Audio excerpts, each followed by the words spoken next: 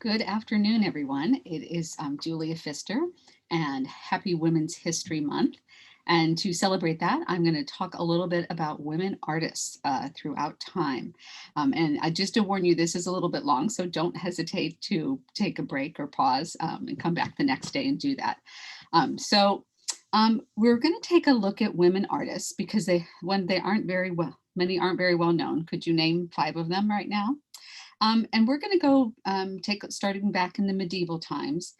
And when we go back to medieval times, even despite the facts that most women then were married by age 14 and then were involved in child rearing and domestic issues, there were active female artists during the Middle Ages.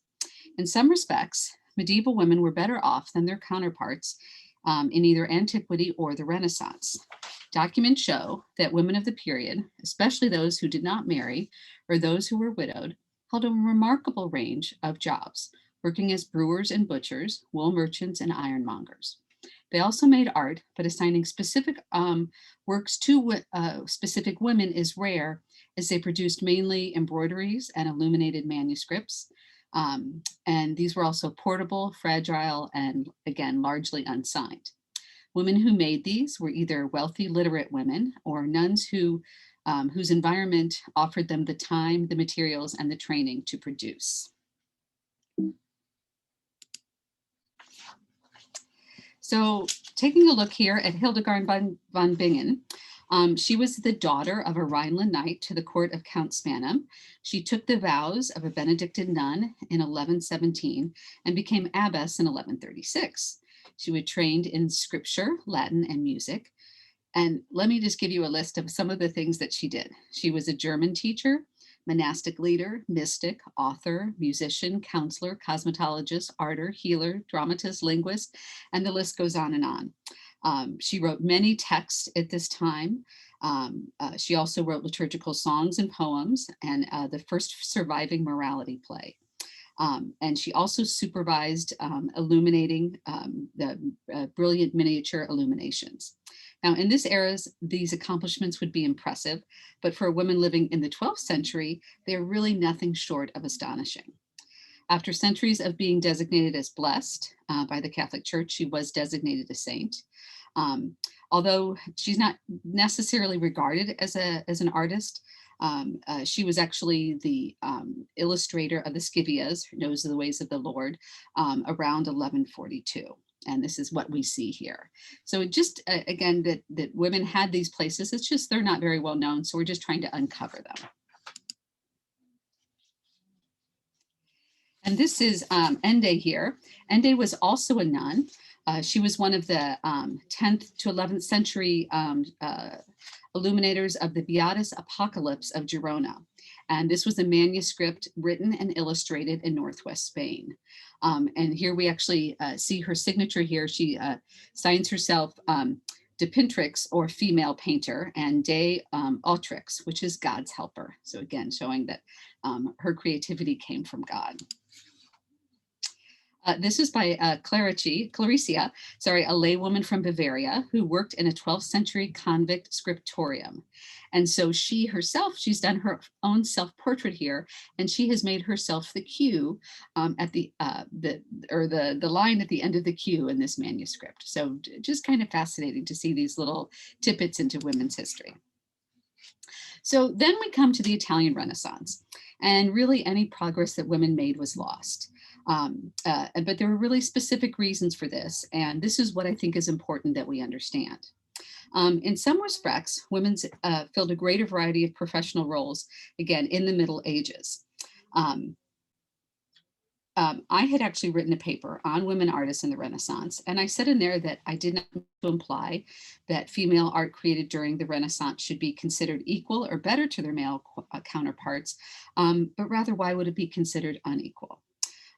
In the Renaissance, for a woman to succeed as a painter or an engraver, or rarest of all, a sculptor, the circumstances in which she trained and then practiced as an artist had to be exceptional indeed.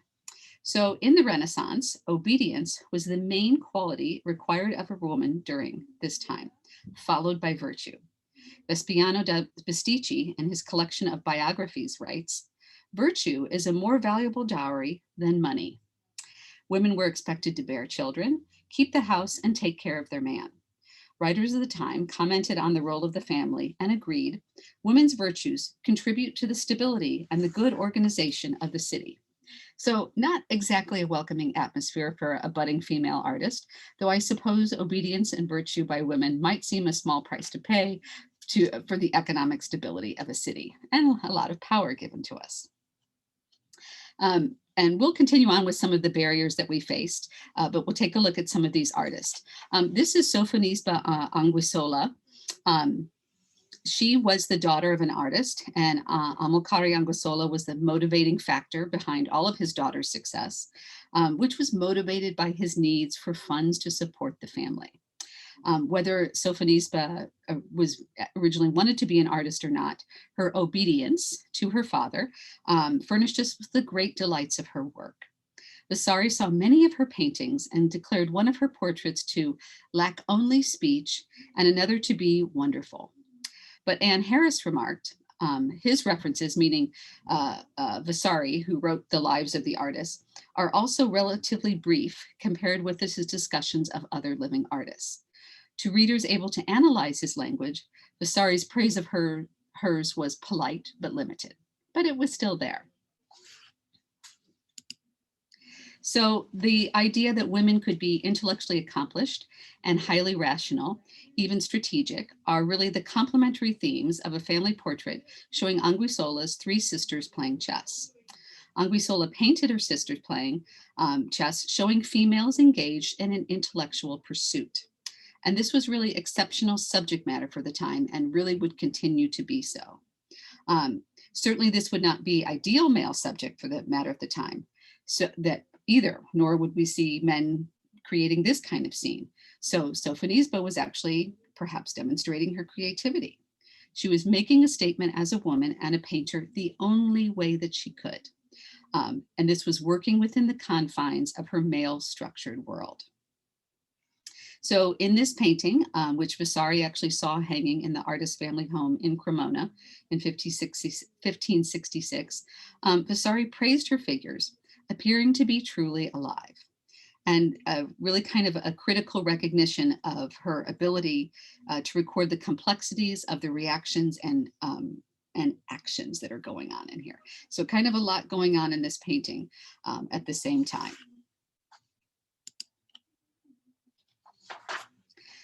So this painting brings up another facet of how art by females was considered in the Renaissance. We know that all the Anguissola sisters studied with the artist Bernardino Campi. One recognized fact in the art world and highlighted as an impediment for success for female artists was the genesis of female creativity. The painter Francesco Salviati wrote to Campi praising works by Anguissola that had appeared in Rome, describing her as the beautiful Cremonese painter, your creation, and her art as the product of Campi's own beautiful intellect.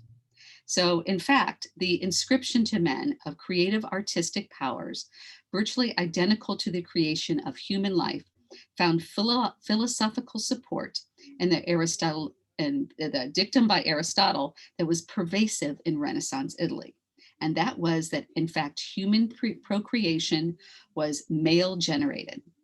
Quote, the female always provides the material, the male that which fashions it. So thus in the Renaissance, not only were women not responsible or capable of creating art, they were considered to be exceptional to the natural order of things and marvels of nature. Anguissola's art was virtuous by her association with Campi, a man, a relationship created by her father, a man. Not an auspicious start for a female artist. And here we see again her own self-portrait here, again, showing the artist painting her, which kind of says, oh, now you were doing something for me in all this. So I think that there's kind of a play on this going on here. But again, look at that beautiful detailing of lace around there, the finest that you could see. So she was obviously self-aware and, and politely subversive, but Sofonisba seems to have been willing to challenge Michelangelo in both craft and wit. Her father had actually arranged for the most famous artist of the age, Michelangelo, to be shown one of his daughter's drawings of a laughing child. Um, and this was an obvious ploy to certify her talent for undertaking a task that Leonardo had described in his notebooks as requiring a rare talent and nuance in order that the figure not appear pained or angered instead. So he sent them to Michelangelo. Michelangelo begrudgingly admitted its proficiency, but perversely claimed that Anguissola's drawing of a laughing girl would have been better if it was the image of a crying boy, i.e. boys are better than girls and tragedy better than comedy. So Anguissola responded with this drawing that we see in the picture. It's kind of heavily damaged. Again, we see one of Anguissola's younger sisters calms their only brother who's been bitten by a crawfish, thereby showing that she can also do a crying boy and the drama. But you kind of see that, so the interaction was there between the male and female artists. It's just that they were never recognized. This is another very well-known Renaissance artist, Lavinia Fontana, and she lived in Bologna, and she was really kind of the quintessential supermom. She was born to an artist father. Again, this was very typical. Most female artists had brothers, fathers, uncles who were artists. In her career, she had 90 paintings and 30 drawings. She was married to an artist, but according to provisions of their marriage contract, he was the first stay-at-home dad. He was there to take care of kids, to allow people to visit her. He also painted many of her backgrounds. But because she had a husband there, she had the time to paint and do this. She actually bore 11 children, only 3 outlived her. She received commissions for large public altarpieces and also received commissions from Popes Gregory XIII and Clement VIII. And she was also the first woman accepted into the Art Academy in Rome. So really just again, we have this amazing, that just to show that it was theirs is the point here. And if we take a look at this painting, we see her again at her desk, something much more that a man might be doing. We see a statue there in the background. So she's kind of showing her curriculum vitae. This is what I can do, what I can paint, who I am, and look at the lace around that collar. It's really spectacular. So this is another one of her self-portraits. Of course, we might see a lot of self-portraits because, again, what were they allowed to paint at the time? This was a gift for her father-in-law. It shows her at the spinet, like Anguissola, not at her easel, which we do see in the background there. But one scholar points out, as in Anguissola's self-portrait, this emphasizes not the form and the shape of the instrument, but their own act of playing it. This conveying the idea of self-possession and self-management, and that the instrument represents not only the body, but the mind, talents, and abilities. So Lavinia Fontana used this portrait to present to the outside world the picture of a perfect Renaissance bride, while symbolically representing herself as a self-possessed individual. This Holy Family with Saints was actually painted after the birth and death of her first 2 children. It depicts her knowledge of joys and sorrows of motherhood. Another example of a religiously themed painting, at least one of 5 that successfully illustrates the development of her style and iconography. And the interpretation of a very conventional religious theme, which was the Sacra Conversazione, focusing on the birth, death, and resurrection of Christ. And if we look down there in the lower left, we can kind of see the monstrous animal there. And I just thought this was a stunning thing, again, to say that because so many of her children had died, she was being like saying, be careful because your child may go too. So as we take a look at this image from Fontana, I wanted to kind of continue this discussion of what happened in the Renaissance. So we know women weren't thought to be creative. So there is one construct. But what is one thing that we've really not seen in these images? And that's depictions of the nude. So to understand the significance of this, we must first understand the biggest roadblock to the fulfillment of female creativity. That was education. Implicitly understanding that obedience and virtue were the sublime attributes for women in the Renaissance, that women, as Laura Ragg claimed, were intended and trained for only one profession, that of matrimony. It hardly comes as a surprise to learn of the lack of education available for women, other than aristocratic pursuits, much less education in the arts at the time. It was not the lack of desire or willingness to work hard that prevented women from studying art. Nor were women artists necessarily denied an art education. They were just denied a complete art education.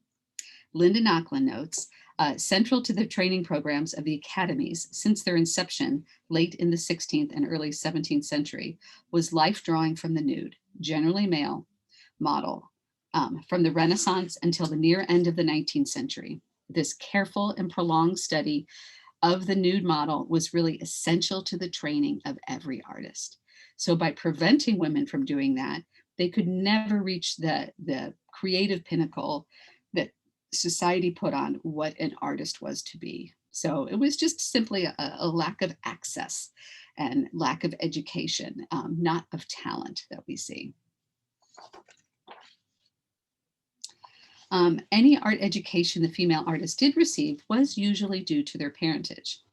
Amilcare Anguissola, recognizing the potential of his daughter Sofonisba, sent her and her sister to study with Bernardino Campi. Diana Scultori learned the art of engraving from her father. Marietta Robusti drew after her father. Laura Ragg said of Lavinia Fontana, of her relationship with her father, that but for the relationship, it is improbable that Lavinia would have received any art education at all. So just again, due to familial relationships that this happened.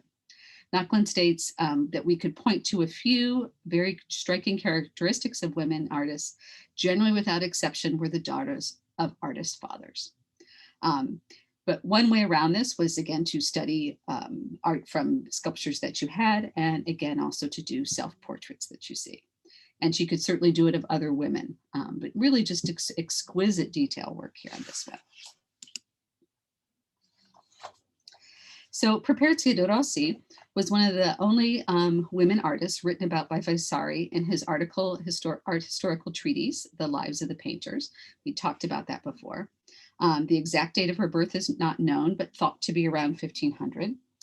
Her father was not an artist, like most fathers of the time, but a notary. We know little of her education, but Vasari said she was highly accomplished in every way. As were other wealthy women of the Renaissance, de Rossi was talented in many areas. Her true genius was discovered in the intricate carving she did with fruit pits. And this was really her entree into the art world.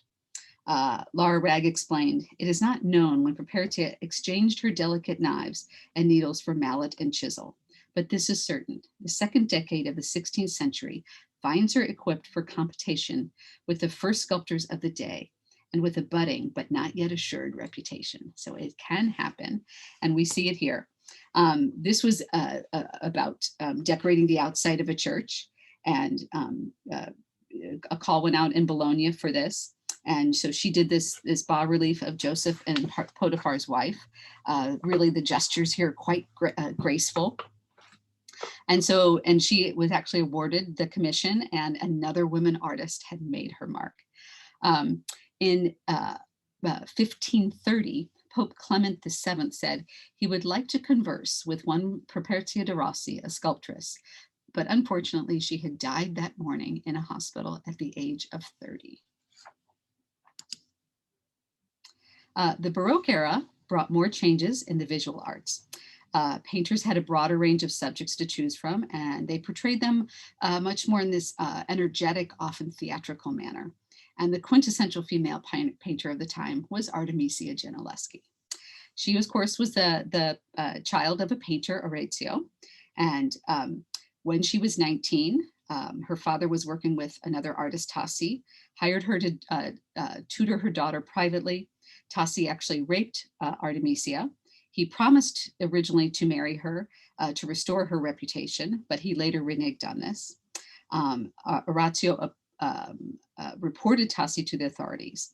And this painting has been interpreted as a wish for psychological revenge for the violence that Artemisia suffered, and is certainly impressive for the violence that is portrayed. But her primary source was more than likely Caravaggio's Judith and Holofernes, some 10 years earlier. But the intense violence of the slaying, the lack of decorative details, and even Judith's stiff parallel arms are all reliant on Caravaggio. But this was very typical for the time, the Judith and Holofernes. And just look at that beautiful light coming in here, that chiaroscuro going on that's highlighting it. And there's a fascinating story behind that, but I will let you look that up yourselves. So here again, we see Judith as a very strong, well-endowed woman with the physical and emotional strength necessary to separate the head of a well-muscled general from his body. And this is quite different than even Lavinia Fontana's. It was also said that there was actually a trial then, Tassi went on trial, and they subjected Artemisia to two things. One was a gynecological exam. The other was tying her two fingers together and squeezing them to see if she would tell the same story under pain as without. So always had kind of a hard row there. This is another one of her intriguing works, is of Old Testament heroines, again, who she has kind of invested with both vulnerability and strength. She usually stops the action at a particular dramatic point, revealing the main aspects of the main characters that were usually left unexplored. In this one, Susanna's fear is stressed as she cringes from the old men leering at her. And there's again, a beautiful story behind this, but just the idea of giving, she's kind of giving women a voice here against their elders. So Elisabetta Sirani was the daughter of a painter from Bologna. She was involved in a trial like Gentileschi, but after her death. She died suddenly at 27, and her father accused a family servant of poisoning her. But it was probably from stomach ulcers developed from her father's unrelenting pressure to produce more paintings. Gout had crippled his hands, and she became the principal breadwinner. So again, just that idea of looking at medieval times where women were still helping and then they might take over. Again, there were women, not a lot, but providing a living for men through art, which was just fascinating.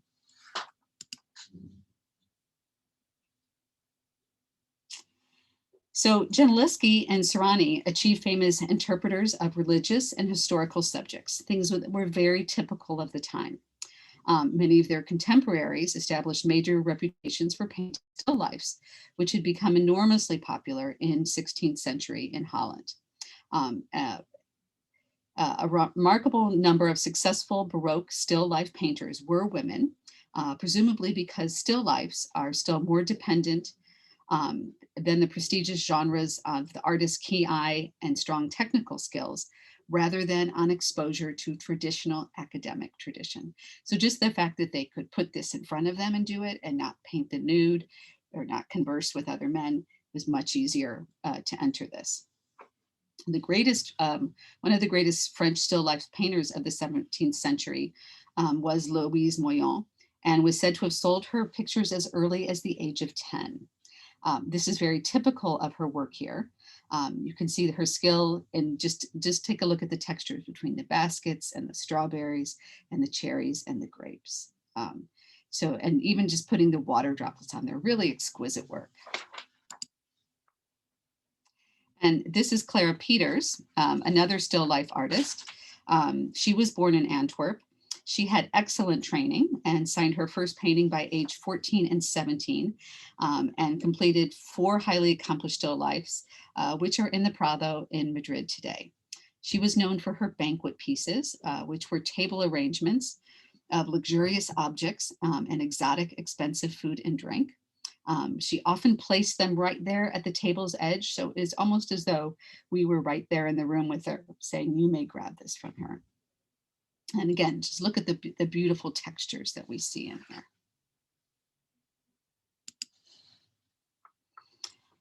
Flower still lifes were some of the most highly paid form of still life in 17th century Holland. And unlike most of the 17th and 18th century female artists, Rachel Rorschach's work has really never sunk into obscurity. And she also enjoyed public recognition of her talent during her lifetime. In 1701, 3 years before painting this beautiful, charming bouquet, she was the first woman to be admitted to the Conferrie Pictura in The Hague. And in 1708, Johann Wilhelm, the elector of the Palatinate, appointed her to the position of court painter. Again, her specialties were compositions with fruit and flowers and woodlands. So again, just this exquisite thing. And the whole idea about Dutch still life also that we know is that this was also kind of a memento mori, that these are beautiful now, but they are going to die, just like we all are. So be careful what you do and who you are, because your time will come. And I think and this one we see a lot of the flies and insects as well. So that would also show that life is fleeting. Leicester's teacher is undocumented, but she was one of Frans Hal's most gifted followers. There was no evidence that she was apprenticed to him. He was an artist around her same time, but evidence suggests she may have worked with him in some capacity. She learned as much from Dirk Hals as from Frans Hal's motifs and styles. And all known evidence indicates that Leicester virtually stopped working as a professional painter after her marriage in 1636. And it was said that the loss to Dutch art caused by her abandonment of painting when she was in her late 20s was extremely keenly felt. So we're starting to see the trend change here, that women are starting to become more well-known, or more recognized at least. In the 18th century, art moved from Italy and Holland to France, but women did not fare much better. Education was beyond the reach of all but the wealthy, and the European art academies, who largely determined whose careers would prosper, enacted policies that severely restricted the activities of women. But women continued to create despite this. There was actually a significant increase in genre subjects, with women branching out even further into mythological and history subjects, as well as portraitures. Angelica Kauffmann was one of the most celebrated artists of her time, winning high praise from Goethe, whose portrait she painted. Her popularity was not entirely due to the fact that by the end of the 18th century, women had been to some extent emancipated by the Enlightenment. For her surviving pictures, particularly her portraits, show that she was an exceptionally gifted artist who consistently and expressively expressed in her works the approach of the new era of neoclassicism. So this, again, this whole idea that women are simply, again, following along with the trends of painting. And so she was painting these very neoclassical ideas with the beautiful portraiture and the drapery and things like that. Kauffmann's initial training came from her father, but she was also influenced by distinguished neoclassical artists and theorists that she met on her travels. So just also the fact that she could travel now and have some freedoms were a lot different than the women in the Renaissance time. So she met American painter Benjamin West and the writer J.J. Winckelmann. Women were able to travel more freely in the 18th century and again to broaden artistic subjects. And she was one of 2 women artists who were the founding members of the British Royal Academy. So pretty cool. And this is one of her history paintings, kind of has this very dignified but solemn mood, and seems a little more typical of things we might know of historical and mythological paintings at this time. But just a very much, again, exquisite attention to detail. Vigée Lebrun was the daughter and pupil of a minor Parisian painter. She was a very attractive and charming woman. She specialized in the portrayal of women and children while remaining a competent portraitist of men. So this is kind of something a little different here. 18th century notions of graceful spontaneity may strike 21st viewers as kind of arch or sentimental, but nevertheless, she pioneered a new style. So we see her here against this cloud-flecked sky, and not surprisingly, since she is both painter and sitter, is almost a personification of the art of painting, which is what the very first slide we saw was Artemisia Gentileschi as the personification of painting. So she has this beautiful dashing ostrich wig, and again, all the textures that she is. So she's really, this is kind of her resume to show off how well she can paint. Now, Lebrun was the daughter of a painter, but he died when she was 12. And by 15, she was supporting herself, her mother, and her brother. Her stepfather, however, along with her husband, often took all the money that she made. She married a man who was a highly successful and well-connected member of the art and business worlds, who exposed his wife to important works of art and prominent people whom she could not have met on her own. So this is another reason you still kind of needed the men. He was also an exploitative, irresponsible gambler. And at the young age of age 24, she actually began a series of portraits of Marie Antoinette. And we see her here, this beautiful three-quarter pose, wearing this elaborately plumed and beribboned hat, and really quite exquisite. But being the friend of Marie Antoinette had its advantages and disadvantages. She was accepted into the Royal Academy, even though her husband's profession as a gambler technically barred her from it. But this closeness with Marie Antoinette made it dangerous for Vigée Lebrun to return to France once the revolution began. And the night that Marie Antoinette and Louis XVI were arrested, she and her daughter actually made a dramatic escape from Paris that was the beginning of 12 years in exile. But still, a painter to the Queen. And here's her portrait of Countess Golovin, again, which just kind of shows this rather dramatic view of her. And very casual going on as well here. So I just thought it was kind of important to show the difference, that this is much more kind of rustic and approachable compared to the formality of Marie Antoinette. This is Françoise Duparc, and there are many women artists that are really just known for one painting, and Françoise would have been one just like this.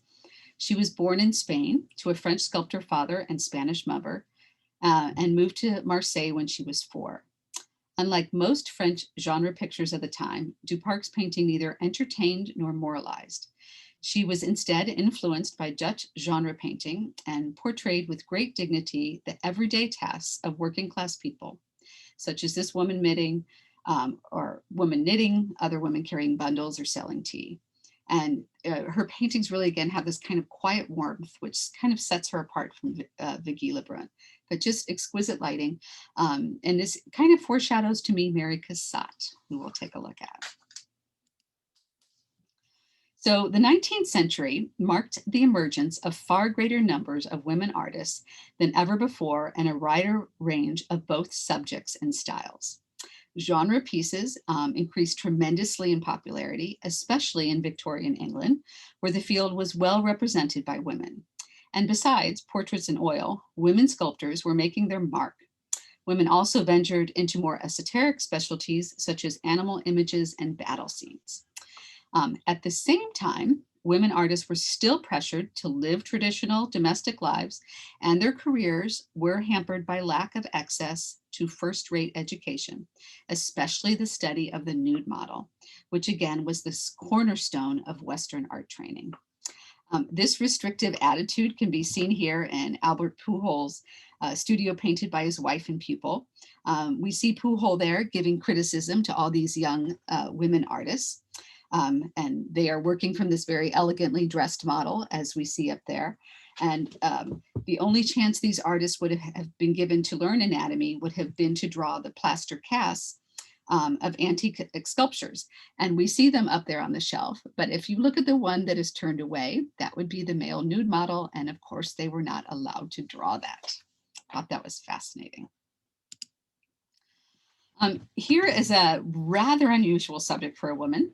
That of a military scene. So Lady Butler was born in Switzerland to British parents.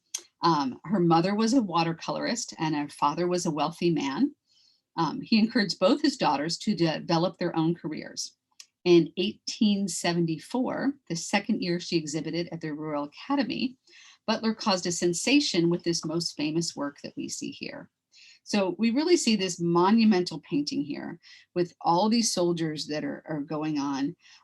But the advantage of Butler being wealthy is she actually had this scene recreated with servants so that she could paint from life here. And she had the horse to be brought in. Um, uh, the Academy's hanging, this did make it into the French Academy, the the Hanging Academy's committee was so impressed by this painting that they put it in the place of honor, where its lifelike qualities supposedly brought tears to many viewers' eyes. Queen Victoria arranged for a private viewing of the painting at Buckingham Palace. They said extra police were needed to control the crowds. Butler had wisely also kept the copyright to the painting, and she gained both fame and wealth from the rights to engrave it. So we know all along, but women still had the smarts even back then. Now, animal subjects were also unusual, but this was kind of a specialty of Rosa Bonheur. She was the first woman artist to receive the Cross of the Legion of Honor, presented to her by the Empress Eugenie in 1865. She was born to artist parents and trained by her father. The family moved to Paris in 1829, and she would spend hours sketching at the Bois de Boulogne. Her personal appearance and mannerisms have received much comment. Going against the norms for women, she cropped her hair short, wore men's clothing, which were actually just trousers. And for this, she needed a police permit, which had to be renewed every 6 months. She also smoked cigarettes and rode horses astride rather than side saddle. She never married, living successively with 2 female companions, also painters. She was very concerned about her anatomical accuracy, and so she would visit slaughterhouses, dissected animal parts obtained for butcher shops, and of course, attended horse fairs and cattle markets. And this was one of her masterpieces that was the hit of the 1853 Salon. It was actually set at a horse market outside Paris. And again, this just very romantic idea of horses and just to see them, just their beautiful depiction here. Queen Victoria also requested a private viewing of this painting and had it brought to Windsor Castle, bringing even more attention to Bonheur. She has also put herself into the painting there. She is one straight back with the blue jacket and the black cap. So women were also sculptors. We'll take a quick look at some of those. Again, we've seen very few sculptures by women because, again, the nude human figure was inaccessible. So sculpture was really inaccessible. It was also more expensive than painting, which caused people to hesitate to give a large commission to a woman because they may not have had the full backing of a big studio behind them like the male artists did. At the height of the vogue for neoclassical art, there was a group of sculptors who lived in Rome and sculpted in marble. Hosmer's father was actually a physician, and she entered medical school to study anatomy.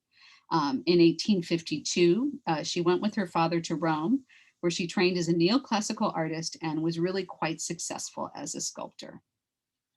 And again, so we see this, beautiful drapery on this very neoclassical statue. Mary Edmonia Lewis was the daughter of a Chippewa Indian mother and an African American father. She was educated at Oberlin College. We like that, educated. Upon completion of her education, she moved to Boston, where she was cultivated by the white liberal community. Boston, however, offered no means for training sculptors. They were simply still not permitted to attend anatomy demonstrations. And for those who aspired to study the human form, they were given pieces of sculpture to copy on their loan. Lewis was no exception. And again, she eventually would go on to Rome to study. As an artist, Lewin insisted on separating her ethnicity from her art. In 1863, she requested that her work not be recognized simply because she was a colored girl.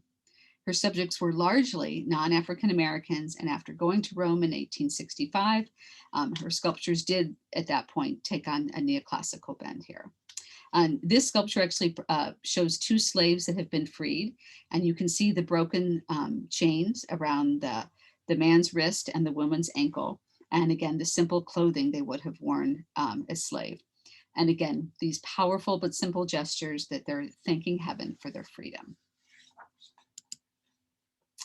Marie Bashkirtsev was born in Gavrinsky in Russia and died in Paris. She was trained at the Académie Julienne in Paris under the tutelage of other artists. She was primarily a portrait painter and sculptor. Her personal account of the struggles of women artists is documented in her published journals, which is quite very fascinating to read. A large number of her works were actually destroyed during the Second World War. But I just thought this was such a genre piece here of these meeting of these young boys here that's happening. And just the fact that she could be outside and see the scene and the rough fence is really beautiful. Eva Gonzalez was the daughter of the novelist Emmanuel Gonzalez, who was a Frenchman of Spanish descent. So we actually have a Spanish person here being a famous artist. She was taught by Charles Chaplin, not that one, who was also Mary Cassatt's teacher. She met Manet in 1869 and was to become his student, colleague, and model. Her paintings kind of reflect Manet's influence, but note that her impressionistic style was less influential in her works. She exhibited regularly, and her paintings were well received not only in France, but also in Belgium and England. She died suddenly the year after giving birth to a son at the age of 34. So she was one of the, also considered a female impressionist, but really never quite attained the reputation of Cassatt and Morisot, who were her contemporaries. So Berthe Morisot was born in Bourges to a well-to-do family devoted to art. Both Berthe and her sister Edme studied with several well-known painters, but Berthe was to be most influenced by Corot, who encouraged her to work landscape pictures completely outside instead of finishing them in the studio. So kind of a difference here again as well. We keep seeing all these shifts as we move later and later. She enjoyed the circle of Impressionists and dedicatedly pursued the style and philosophy of Impressionism, despite the criticisms that were generally laid at its adherents. So they were actually included in this group, that they were accepted by the Impressionists and equally criticized. So really a step forward. She did, in fact, marry Manet's brother, Eugene. She completed her still lifes, landscapes with really a beautiful brushstroke. She was still very limited in her subject matter, again, as most of the scenes available to her were limited because she was a woman. So there were still some barriers, but they were certainly included with the Impressionists. So here's this beautiful mother-daughter scene, and we see the young girl on the right almost looks frightened, so this might have been her first time out in public. So she looks kind of very uncomfortable, so this might have been one of Berthe's nieces or friends or something like that. A lot of Morisot's paintings are comments on what a woman can and can't do. And she tends to put in some type of barrier to show that. So here we have the rail of the boat that says we can be here, but we can't necessarily be out there on the lawn frolicking around. But very interesting for her to put this in here. Mary Cassatt was a unique artist because she was a woman who, again, succeeded in the 19th century in a predominantly male profession. She was also the only American invited to study with the Impressionists. And she responded in a very distinct way for this mandate to portray modern life. She lived most of her life in Europe, where she thought she could escape the oppressive patriarchal attitudes of America. And this painting is one of the earliest of her intellectual ones. And we see her, Mrs. Duvet here, sitting here reading. So again, this subject, like when we saw Sophonisba doing her sisters playing chess, which would not have been something normal for a woman at that time. So again, showing off her exquisite painting, but also the ideas that women can do much more. They are intelligent just as much as men are. She really had a role model in that of her mother, and who was one of Cassatt's greatest patrons and collectors, or Louise Havemeyer, who was one of Cassatt's great collectors, said anyone who had the privilege of knowing Mary Cassatt's mother would know at once that it was from her and her alone that Mary inherited her ability. So her mother spoke French fluently, was well extraordinarily read. And so again, she's showing something unique as for a painting subject, but I want to make clear it was not unique that women could read or play chess or engage in philosophical discussions at all. It was simply the portrayal was different with this. So at this time in Paris, women were usually considered either goddesses or prostitutes. And in fact, in 1870, there were an estimated 145 official brothels in Paris. So just the subject matter was what was different about it. And again, here's another one of Mary Cassatt's with her mother and child, which we've become so familiar with. But really, this is something that was familiar to her. And it also gives us an insight of what life was like in the late 19th century in Paris. And so another insight to it as well. Camille Claudel's talents emerged from the time she was a child. She was 12. Her father was a well-to-do civil servant, brought her to Paris, where she would be introduced to different sculptors. It was Boucher was to move to Italy, and his students, and including Claudel, were handed over to Auguste Rodin. And it was during Claudel's years at Rodin's studio that the latter's output was at its highest. So Claudel assisted Rodin in the production of masterpieces such as The Gates of Hell and The Burghers of Calais. In their 15-year relationship, where she was not only his student, but lover, model, and artistic collaborator, Claudel was to refine her technique as well as produce her own important paintings. At the end of their relationship, of course, Claudel experienced numerous financial and psychological difficulties, and she destroyed most of her work and suffered from depression and a persecution complex. And she was then to spend the rest of her life in various mental institutions, but never does not take away the fact of her beautiful work as a sculptor. So we'll move into the 20th century. I'm moving at light speed here, but this really brought many new developments, scientifically, technologically, and also in the art world. Art continued to evolve from Impressionism to even more and new radical styles. Artists were no longer dependent on church or government patronage, and many had new materials and techniques to use. Women artists were actively involved in these radical new approaches to art. Societal pressures for women to lead conventional home-centered lives still had an impact, but more and more women were able to overcome these obstacles and establish careers as artists. In Paris, women were finally allowed to draw from the nude and to compete for major prizes. So we really, 300 years later, they finally got there. And Suzanne Valadon here was a French artist. She started out as a model, but soon turned to the other side of the easel. And she produced landscapes, still lifes, and portraits. But her specialty was female nudes, which again was finally allowed. They were not particularly attractive to many critics, but she really used these vibrant hues to contrast the paleness of their bodies, but just the fact that they could now be drawn and she could do it in the manner in which she liked. So pretty impressive. Munter was a German expressionist, and one of her favorite land subjects was landscapes. This is the little town of Murnau, which caught fire. And when it was rebuilt in the folklore imagination of a quaint Bavarian town.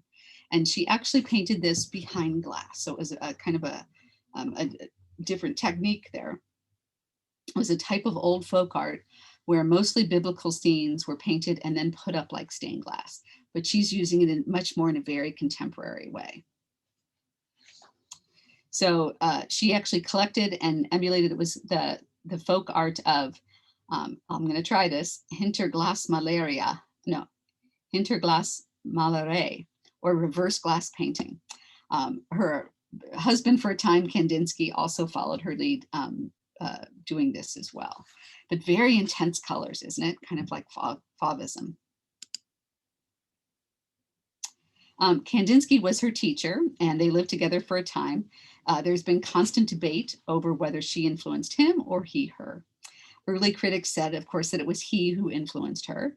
That is more than likely true, but the reason given was because women have no originality that she had to take after him. So we're kind of seeing a little bit of what the Renaissance was talking about there. But she was one of the first artists to exhibit with a German expressionist group known as the Blue Rider. So again, very accomplished in her own way. Delaunay was a Russian artist who grew up in St. Petersburg and eventually moved to Paris, where she met most of the avant-garde artists, including Picasso and Braque and Duran.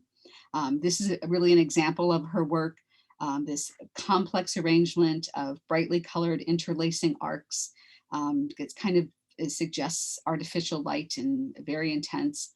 And she also worked in other media, but something that was now becoming very much accepted for women artists. Here's another Russian artist, Natalia Goncharova. She studied in Moscow, and her early paintings were influenced by French Impressionists and Post-Impressionists. But then she began producing work that was based on the colors and shapes of Russian folk art. She helped create the art movement known as Rayonism, and this was a cubist-based optical system that emphasized rays of lights emanating from and reflected by various objects. So many of these were totally abstract, but others, such as this one, really have highly stylized and recognizable objects. So if you take a look at it there, you can see the iron over there. We see curtains as well, a shirt, and aprons. So kind of, again, showing this domesticity, but again, she's able to paint it. Georgia O'Keeffe. Abstraction was less common and far less welcome in the United States, but there was a core of women who devoted themselves to exploring the potential of modernism. And chief among those, of course, was Georgia O'Keeffe. She was one of the most important artists of the 20th century and really was devoted to creating imagery that expressed what she called the wideness and wonder of the world as I live in it. So just again, that idea of female creativity being able to be expressed now. And of course, we're become very familiar with her large-scale flowers, New York cityscapes, and animal bones, and of course, the high and dramatic desert of New Mexico. And here's some of her imagery from the Southwest with the skull and the flower and the mountains. Louise Nevelson was also a highly regarded artist. And she actually, instead of enjoyed the urban energy of New York, she was Russian born, but moved to Maine at age 5. She exhibited mostly small wood, stone and terracotta sculptures, basically Cubist in style. She later began developing sculptural walls made from discarded materials. And she was really one of the first to use these large scale environments as well. So we can see how big this is. And it was her aim to build these environments to create a physical, emotional, and visual space inside which viewers could wander. So you just see creativity all over the place, whether you like it or not. Louise Bourgeois created many variations in her series, The Blind Leading the Blind. And again, just the idea of modern and abstract art, and women could be a part of it as well. This was Käthe Kollwitz. She was a German artist, a masterful draftsperson, printmaker, and sculptor, and really produced powerful treatments on such universal subjects as poverty and sorrow. Her incomparable moving images of mothers grieving for their dead children are based in part on long-standing German artistic tradition, but they came from her own experience. Her eldest son was killed in the first weeks of World War I, and a grandson in World War II. In her sculptures, as well as her prints and drawings, Kollwitz eloquently communicated the extraordinary compassion of her response to such tragedies. And her work is exquisite, again, if you have a chance to go look at it more. Just these beautiful expressions of grief. Isabel Bishop spent some 60 years painting the urban landscape of New York. Her pictures really neither celebrate nor criticize, but really describe ordinary moments, such as women chatting on their lunch break or this one man getting a shoe sign. So women are just starting to be able to be creative and be involved in the process now. And Frida Kahlo, she was a very powerful force within the avant-garde, transforming literature and film all throughout the Europe and US. And again, this idea of surrealism that was coming along.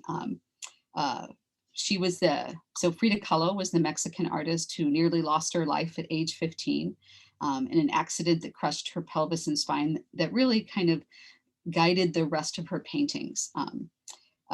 She does many self-portraits. They make references to the heavy braces she wears, the several miscarriages she had, and again, the fantasies of which she would have wanted to live. And this is what, again, one of her surrealist paintings, though many artists at the time that no woman could be a surrealist, as it was only an expression of the dysfunctional male psyche. So at least perhaps they're saying that women couldn't be dysfunctional. But here we have the things of an image of a bathtub, which is a reflection of her. It uses image from her psyche, some of which are found throughout her work. So she uses the water as a place where things can rise up, being also used as a religious metaphor, and from the subconscious as a place where memories well up. So just seeing just different things from her childhood. Leonora Carrington was another surrealist. She was from upper class British society. She learned to paint in Florence and depicted her universe with elements of her own life. And for her, it is escaping into this fantasy world of her dreams. And she painted this when she was 20 and included several highly personal images. The rocking horse, which refers to her childhood. The horse through the window can be traced to the concept of a magical white horse in the Celtic traditions. So again, this idea that women are now a vibrant part of the arts. There were also female surrealist sculptors. Oppenheim was born in Switzerland and moved to Paris when she was 19. She served as a model for many of Man Ray's most intriguing photographs. She was distressed by the flurry of publicity that was directed at her after the exhibition of her notorious teacup. During the next 20 years, she made little art due to a lack of self-confidence and isolation from living in Switzerland during World War II. And this was meant to show an object with symbolic function, but also kind of this sense of revulsion, because would you really want to use that? So at this point, we've really begun to see this change in women's arts. By the early 1900s, artists had achieved this unprecedented degree of freedom to choose their own subjects, materials, and styles. And not only were they creative like their predecessors, but now they had much more freedom to express that creativity. So we're going to stop here, and there's so many more female artists to celebrate. But I hope you just gave you a sense of the story of where women started and that they were creative and they were producing artwork despite all the barriers, which is fascinating, leading up to surrealism and then coming into fascinating into the feminist art of the 1960s and the liberation thereof. But I really hope that you've enjoyed this look at women artists, and it was a pleasure being with you all today. Thank you.